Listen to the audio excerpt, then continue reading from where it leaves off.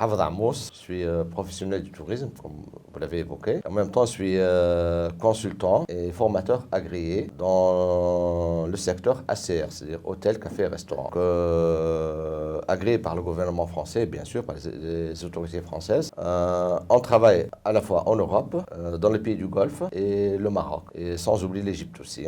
On intervient tout ce qui est démarche qualité dans les hôtels et la formation aussi. Nous sommes là en Tunisie, vu que je suis tunisien, c'est ma patrie. Donc c'est dans mon devoir de proposer mes services aux autorités touristiques tunisiennes pour essayer d'avancer les choses et de trouver des solutions à notre tourisme à nous. Justement, le tourisme tunisien, normalement, à cette ère, devrait être en pleine expansion. Et malheureusement, on constate que la Tunisie a du mal à décoller.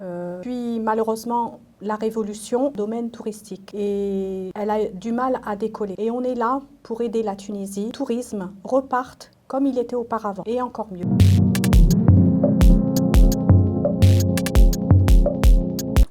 Tout commence par le transport aérien. Rien en Tunisie, il est limité. Et comme nous l'avons constaté, il y a très peu de compagnies aériennes. Tunisair essaye de faire le maximum. À un moment donné, pas ou des lignes qui ne peuvent pas être faites. Tunisie a besoin d'autres compagnies. Et il y a une compagnie aérienne, pour ne pas nommer son nom, qui est une grande compagnie low cost irlandaise. Par exemple, vous m'avez parlé du Maroc. Il y a 13 destinations de petites villes où Ryanair, fait les décollages de l'Europe, exactement des petites villes aussi, qu'elle ne vient pas nuire les grandes compagnies nationales. Elle est là pour apporter son soutien au tourisme. Actuellement, le touriste, les étrangers, les émigrés, il ne faut pas les oublier, ils veulent venir en Tunisie. Mais au niveau des compagnies, c'est un gros problème. Et notamment cette fameuse compagnie irlandaise qui domine le marché mondial. Comme tu l'avais évoqué, elle ses bases en Europe dans des petites villes. Parce que je vous cite par exemple Brive, Perpignan, Béziers, à destination des petites villes européennes. C'est le Maroc, par exemple le Maroc, 13 aéroports. 13 destinations, 13 aéroports. Je peux vous citer des aéroports au Maroc, des villes que je ne connaissais pas à l'époque. Par exemple, Beni Mellal, Souira, Rachidia. Cette compagnie-là, elle ne va pas concurrencer, entre autres, la compagnie nationale marocaine qui est l'ARAM, la Royal Air Maroc. Cette compagnie-là, elle a changé, entre autres, du touriste. Le touriste, il peut être un MRE marocain, c'est-à-dire un Marocain résident à l'étranger, comme un simple touriste. Cette compagnie a favorisé la vente en direct. La vente en direct qui rapporte plus pour les professionnels du tourisme. Comme je l'avais dit, elle a changé les comportements. Autrement dit, le client ne vient plus un séjour d'une semaine ou deux ou 3 semaines. Court séjour. Lorsqu'il prend un billet aller-retour à moins de 100 €, il prend en direct son taxi, sa location de voiture, il réserve en direct son hôtel par les réseaux de vente ou bien les applications que les Marocains les ont mis en place. Donc chacun y trouve son compte. Tout ça, c'est une valeur ajoutée pour le tourisme marocain. Et pareil pour l'Espagne, le Portugal aussi, l'Italie, c'est la même chose. En Tunisie, actuellement, nous avons des aéroports qui sont fermés. Malheureusement, je cite Gabès, Gafsa, Tabarka. Pourquoi on n'ouvre pas ces aéroports pour ce genre de compagnie, soit la compagnie irlandaise ou bien autre? Le Tunisien résident à l'étranger, moins cher de venir passer un week-end dans son pays qu'aller passer un week-end en Europe, quelque part à Prague ou bien ailleurs. Actuellement, c'est un vrai problème de transport en termes de coût. Personnellement, ça me coûte plus cher maintenant de venir à Tunis, de France, qu'aller passer quelques jours, par exemple, à New York. Je vous le dis, c'est véridique. Le transport aérien, ça coûte très cher. Donc on doit résoudre ce problème-là pour s'adapter par rapport au marché mondial, essayer de tirer plus de touristes et pour développer notre tourisme. Mais le transport aérien, une chose, c'est un vrai problème. Mais bon, on ne peut pas fermer les yeux par rapport aux problèmes existants dans notre tourisme, et notamment la qualité, la fameuse qualité. Voilà. Je commence pour citer quelque chose qui est très important à mes confrères hôteliers, restaurateurs, agents de voyage et autres. La non-qualité coûte plus cher que la qualité. C'est une évidence. Donc, il faut fédérer à la qualité pour rehausser nos produits et après tout, pour gagner plus. D'accord? Qui dit qualité dit fidéliser. La qualité nous ramène que du bonus. Et pardonne-moi, je vais te couper un instant. Comme vous m'avez demandé tout à l'heure, nous sommes allés dans le sud il y a une semaine et nous avons l'œil de l'expert. Ça, c'est une déformation professionnelle dans n'importe quel domaine. Nous avons réservé un hôtel 5 étoiles. Normalement, on doit s'attendre à un 5 étoiles, aussi bien en termes d'accueil, de restauration, d'hébergement. Et malheureusement, nous avons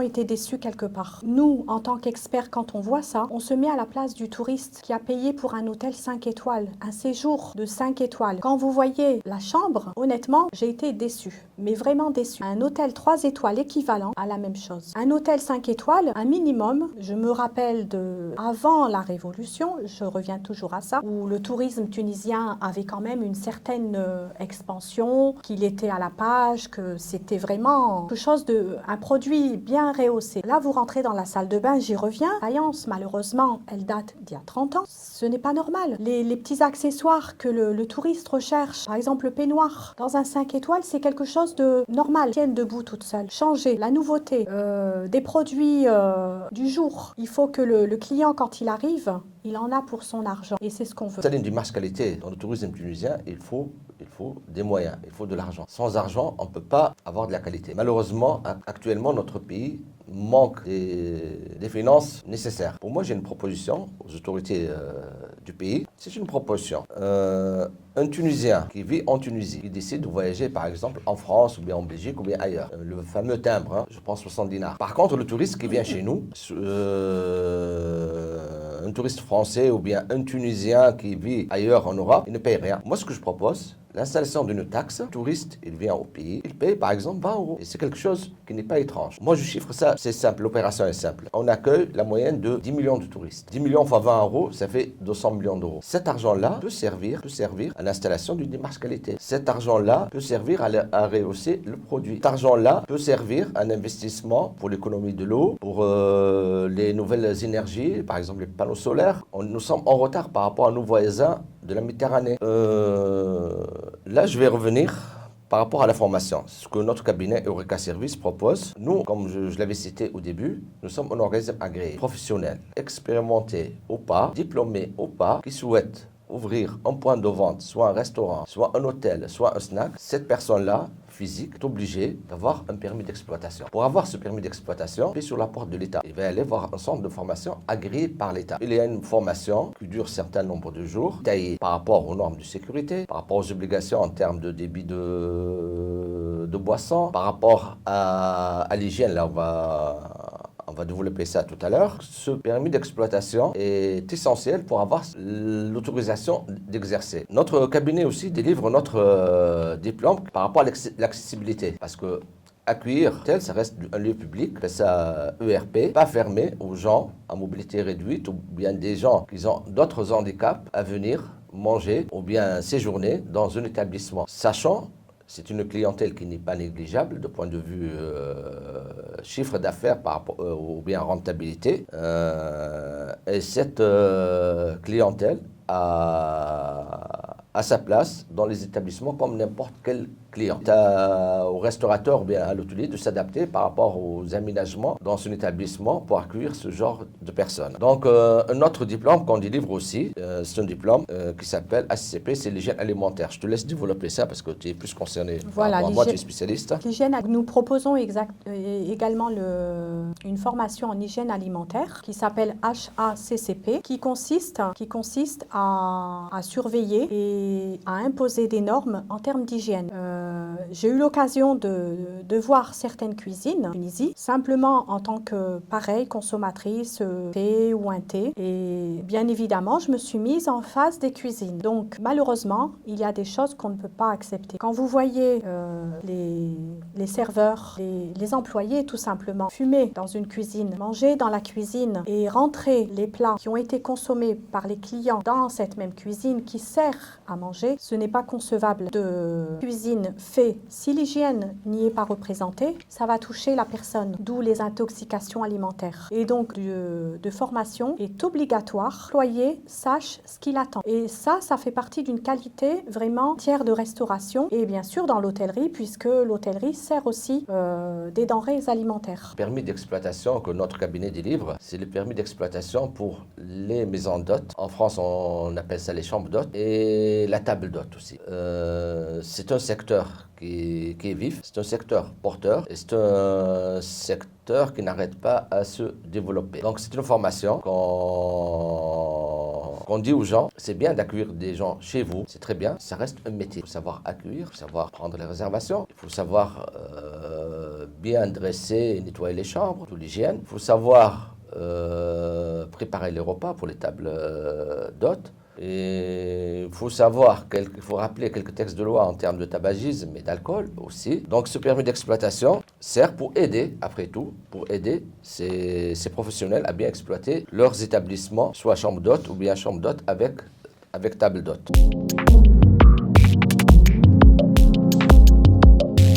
Donc, vous avez raison, la diversification est très importante parce que tout le monde, à l'échelle internationale, quand on dit Tunisie, on dit balnéaire. Balnéaire, c'est quoi? C'est la plage, c'est l'hôtel et le client qui arrive directement de l'aéroport, il va à l'hôtel, les chaises longues, la consommation et avec ce système all inclusif a malheureusement quelque part dégradé le produit. C'est là où tout est né. Certes, qui était tenté par les hôteliers, ils pensaient avoir des consommations plus importantes, mais au final, on s'est retrouvé à dégrader le produit. Donc, ce côté balnéaire ne suffit plus à la Tunisie. Surtout que nous avons sillonné la Tunisie, non pas par l'autoroute, mais par la nationale. Et nous avons vu des paysages, vraiment j'ai été touchée. Je ne pensais pas que la Tunisie avait une beauté pareille. Par la mer, il y a le désert, il y a tout ce qui est culturel, il y a aussi tout ce qui est au niveau des déserts, les dunes. Les dunes, bien sûr. Nous avons eu la chance de pouvoir aller à 12. Nous avons été agréablement surpris par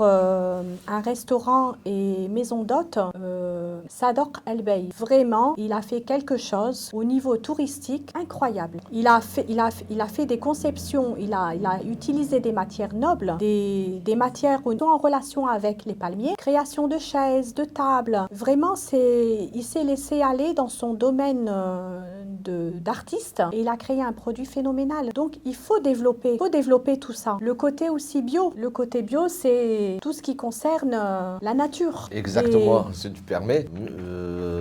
Monsieur El Bey, ce qu'il a fait, il est autonome. Il a ses moutons, il a ses chèvres, il a ses poules, il a son petit potager. Dans son restaurant, il sert ses produits à lui, qui sont bio. Exactement. Et sachant que ce monsieur-là, il n'a pas fait ni formation hôtelière, il n'a jamais travaillé dans l'hôtellerie, il a fait quelque chose d'extraordinaire. Ce genre de personnes, ce genre d'investisseurs paniers, certes, il y a quelques lacunes de restauration et d'hôtellerie que j'avais eu l'occasion de discuter avec lui, qu'il est ouvert à apprendre, il a la soif d'apprendre davantage pour rehausser son produit. Donc, il faut accompagner ce genre de personnes.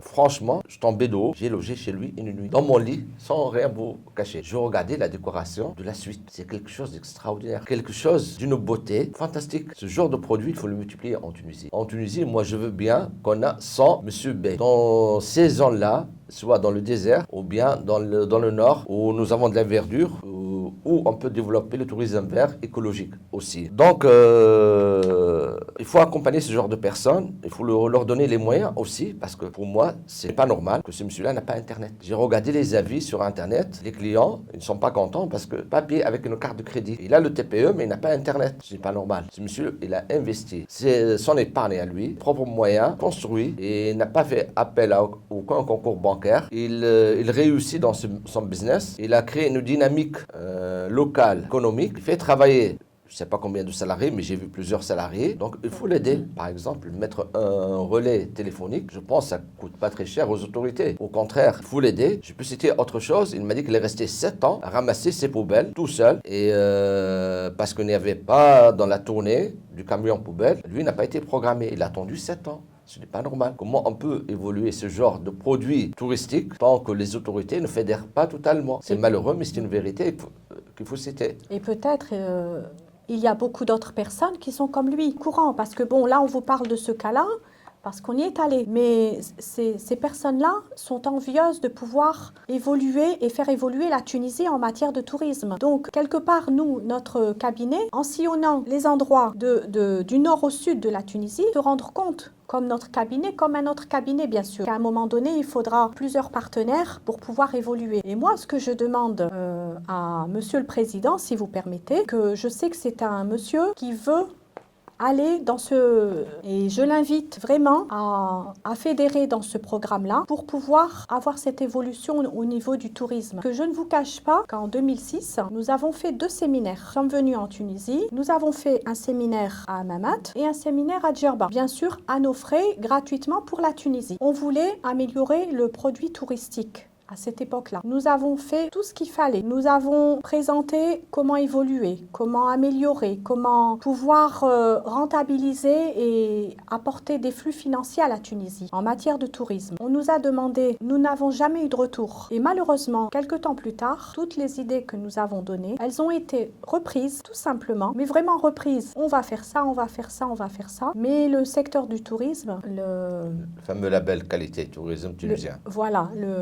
ce fameux label-là, on en a parlé, donc par rapport à nos idées, mais rien n'a été fait. Et honnêtement, on voudrait que ce soit fait. On voudrait vraiment attirer Monsieur le Président dans ce domaine-là pour vraiment donner un élan assez rapide au tourisme tunisien. On a envie. Comme je l'avais cité tout à l'heure, diversifier le produit, c'est quelque chose d'extraordinaire. Il faut avoir les moyens. Surtout les moyens, je reviens encore au transport aérien, parce que ce n'est pas normal qu'un touriste qui veut aller à Douce, par exemple, ou bien qui veut aller à Tozeur, ailleurs dans notre sud tunisien, ou bien l'extrême nord tunisien, qui doit passer seulement par Tunis, ou bien Djerba. Il faut réfléchir Djerba, est-ce qu'il y a des vols directs par rapport à quelques destinations. Donc, dans les petits aéroports, notamment Tozeur, Gabès, Gafsa, Tabarka, il faut créer des vols directs. Comme ça, le touriste il peut venir passer ses 3-4 jours, son petit week-end, d'accord? Parce que comme je vous l'ai dit tout à l'heure, le comportement du touriste a changé. Il ne vient plus un long séjour. Maintenant, il voyage plusieurs fois dans l'année, par petits séjours. Et si on veut développer, par exemple, le tourisme du Sahara, nous avons intérêt à créer des lignes directes de l'Europe vers l'aéroport de Tozeur ou bien d'autres aéroports. Et après, il y a un autre volet, comment nous pouvons commercialiser au mieux notre tourisme tunisien. Vous savez très bien, mieux que moi, que les nouvelles technologies maintenant dans la concurrence mondiale, ces nouvelles technologies plutôt maîtrisent et domine le marché en termes de marketing ou bien de commercialisation.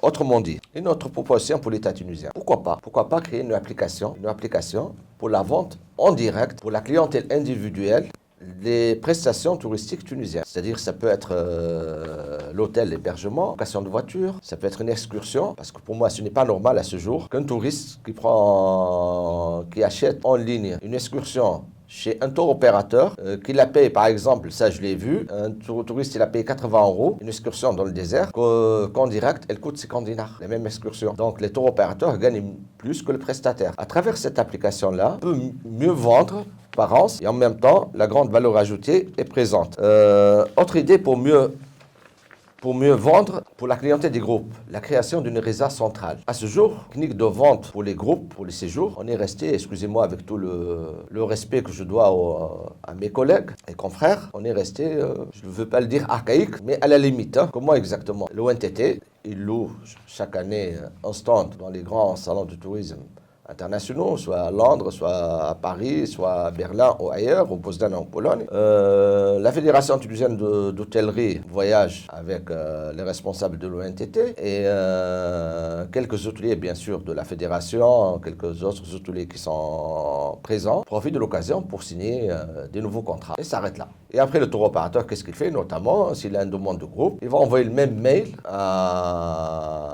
aux mêmes hôteliers qui sont dans le même secteur, à 2-3 km près, d'accord, pour une demande de tarif. Créer une résa centrale par secteur. Je dis bien par secteur. C'est-à-dire Monastir, Sousse, Mahdia, par exemple, résa centrale. Des jeunes, d'accord, on ne manque pas des compétences de jeunes, d'accord, qui gèrent cette résa en ligne. C'est-à-dire, moi, je suis hôtelier, par exemple, je mets mes allotements directement en ligne, comme on le met pour la clientèle individuelle chez beaucoup de grossistes de voyage, je peux citer Booking ou bien Expedia ou bien autre, on peut le faire pour la résa de groupe.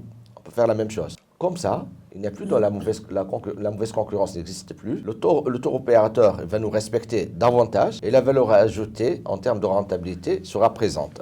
Autre chose, il faut... À l'époque, je me rappelle, le pays faisait de la publicité ciblée. Très bien, je voyais dans des salles de sport en Europe, des supports de la Tunisie ont été présents. Je me rappelle aussi dans des spots de télévision inexistants. Je vois nos concurrents, notamment l'Égypte, l'Espagne et L'Italie aussi, ils sont constamment présents. Qui aussi, par contre, la Tunisie, faute de moyens, est-ce qu'on manque de stratégie? Là, c'est une réflexion à faire parce que c'est très urgent.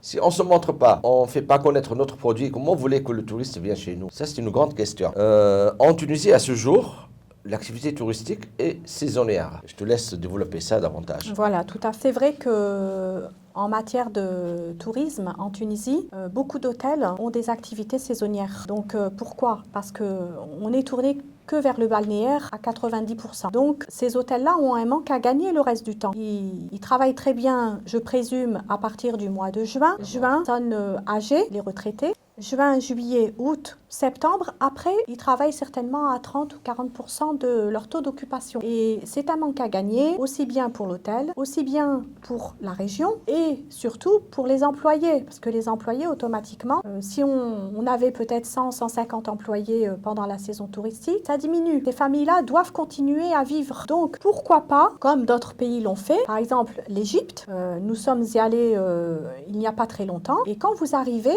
vous n'êtes pas choqués puisque vous êtes des touristes, vous êtes des étrangers. Vous arrivez dans un pays étranger. Vous devez payer le montant par rapport à votre niveau, c'est-à-dire votre salaire, votre manière de vivre et tout ça. Donc, vous payez le prix touristique. Par contre, les Égyptiens, eux, ont un tarif qui permet à l'Égypte de pouvoir continuer à recevoir de la clientèle, à faire tourner ses infrastructures, que le niveau reste, que tout ce qui tourne autour de l'hôtellerie, tourisme, continue à vivre. Et donc, ça rapporte des flux financiers pas négligeables. Par exemple, le touriste, quand il va venir, il va payer 100 euros. L'Égyptien, il va payer 100 livres égyptiennes, donc pas moins que le touriste ou que l'étranger. Mais ça va permettre justement d'une part de ne pas mettre de côté le local, qui puisse profiter des installations de son pays et en même temps maintenir le cap, ils vivent. Et je rajoute quelque chose, voilà, si tu me permets, tu me permets. À ce jour, à ma connaissance, un Tunisien qui vit en Tunisie paie plus cher son séjour dans un établissement du nord au sud de la Tunisie qu'un touriste qui vient de France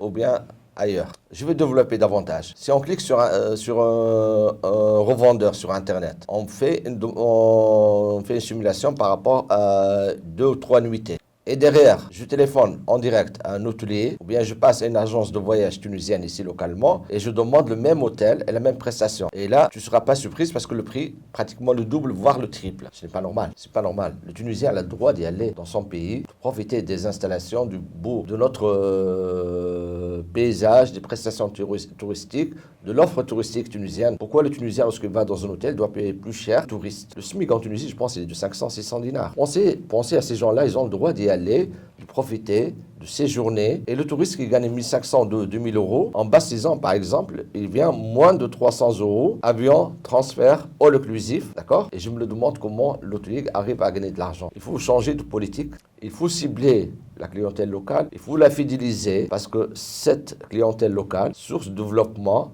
et de pérennité des entreprises hôtelières ou bien d'autres entreprises dans les prestations touristiques. Excusez-moi, je laisse finir. C'est vrai ce que tu as dit. J'ai demandé à beaucoup de Tunisiens qui vivent en Tunisie, les locaux, et ils disent que ce n'est pas normal. Ils ne peuvent plus profiter des installations touristiques dans leur pays. Ils ont le droit de pouvoir consommer ces produits-là. Ils ont le droit de se reposer. Ils ont aussi des vacances, ils travaillent. Et c'est vrai qu'il faut adapter vraiment le budget du Tunisien à l'étranger ou aux touristes. On ne peut pas faire de comparaison. Par exemple, au Maroc, je vous cite ils ont les mêmes choses, le désert, ils ont la mer, ils ont la verdure, donc tout ce qui est bio. Ils accordent un tarif préférentiel aux émigrés, c'est-à-dire les Marocains résidant à l'étranger, les MRE. Certaines chaînes hôtelières accordent 20% de réduction pour justement profiter des hébergements, des excursions. Ils ont un tarif préférentiel. Et les Marocains, vraiment, ils sont reconnaissants. Et donc, ils préfèrent aller dans leur pays, consommer dans leur pays, puisqu'ils ont été quelque part gratifiés. Ils ont la reconnaissance. Au lieu d'aller dépenser leur argent en Espagne ou en Italie ou je ne sais où, en Turquie, ils ramènent des flux financiers, ils ramènent des euros. Dans les deux parties, tout le monde est content. Le Maroc qui rentre de l'argent et le Marocain immigré qui profite de son pays. Et en termes de commercialisation, à ma connaissance, en Tunisie, le tourisme d'affaires, congrès, n'est pas assez développé. C'est un tourisme à part entière. C'est un tourisme qui nécessite une infrastructure au standard international. Et c'est un tourisme qui rapporte beaucoup. Vous savez, lorsque vous avez un congrès, 2 jours, 3 jours, avec une masse énorme de participants directs, avec des invités, personnes, des curieux, entre autres, sur une seule ville, ça peut avoir des flux financiers et des retombées économiques directes et indirectes sur un temps bien limité. Par contre, la valeur ajoutée, elle est là. Ça, je vous le garantis. Tu avais cité le Maroc. Je reviens encore sur le Maroc. Le Maroc, il a développé beaucoup de festivités sur toute l'année. Festivités, des concerts, des salons. Je peux citer le festival du film de Marrakech, le festival de musique de la région de Sousse. Je ne me rappelle plus, à Rabat aussi, ils ont fait un festival de musique. Je ne me rappelle plus du nom, mais c'est un festival où il participe beaucoup de grands chanteurs à l'échelle internationale. En Tunisie, on doit faire la même chose, même plus. On doit développer ce genre de tourisme. Parce que ce genre de tourisme, énormément, sans engager beaucoup de frais par rapport aux infrastructures et autre chose. Développons ce genre de produits. Il ne faut pas aussi oublier les personnalités d'origine tunisienne, par exemple, peuvent apporter beaucoup en tant qu'ambassadeurs pour la mise en valeur du tourisme tunisien. Par exemple, on peut demander ou faire venir Cyril Hanouna, Michel Boujna, Bertrand Delanoë. Ce sont des personnalités connues qui aiment la Tunisie, mais il faut les inviter. Et ces personnes-là qui deviendront des ambassadeurs vont rapporter énormément, qui vont faire de la publicité directe et indirecte. Et c'est une publicité, on va dire entre guillemets gratuite, puisqu'ils aiment ce pays et ils vont en parler. Et maintenant avec les médias, Instagram, avec TikTok, avec tout ça, c'est une publicité à ne pas négliger. Donc invitons ces personnalités-là, faisons-leur de la place, mettons-les en valeur pour pouvoir profiter de leurs connaissances et de leur personnalité pour pouvoir augmenter ce tourisme tunisien. Par exemple, Gad Elmaleh au Maroc, phénoménal. C'est une personnalité qui rapporte énormément au Maroc. Il aime son pays. Je ne peux pas dire plus que faisons comme le Maroc fait pour les personnalités qui peuvent apporter quelque chose.